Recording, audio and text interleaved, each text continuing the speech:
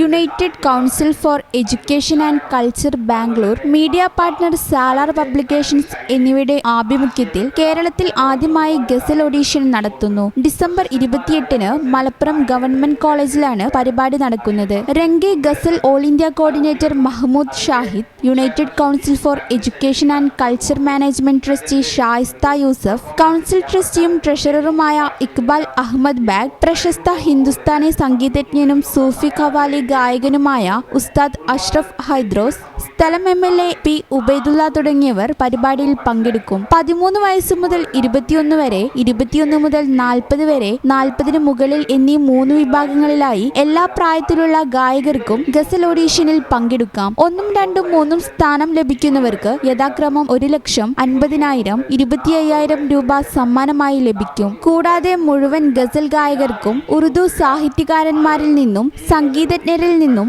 മാർഗദർശനം ലഭിക്കും. ഗായകർക്ക് ശരിയായ ഗസൽ തിരഞ്ഞെടുക്കുന്നതിനും ഉച്ചാരണം, തനത് ശൈലി തുടങ്ങിയവ മെച്ചപ്പെടുത്തുന്നതിനുമായാണ് പരിപാടി സംഘടിപ്പിക്കുന്നത്. Anjuman Taraqqi Urdu Kerala, Kerala Urdu teachers association, government college Malappuram Urdu വിഭാഗം, Tirur arts and cultural association തുടങ്ങിയ സംഘടനകളുടെ പിന്തുണയോടെയാണ് ഗസൽ ഓഡീഷൻ നടക്കുന്നത്.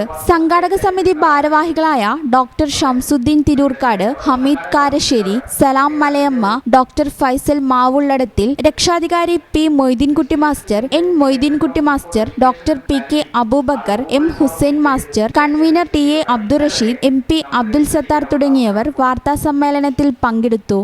ഈ channel news Malappuram. Kavita Gold and Diamonds. Choose your special.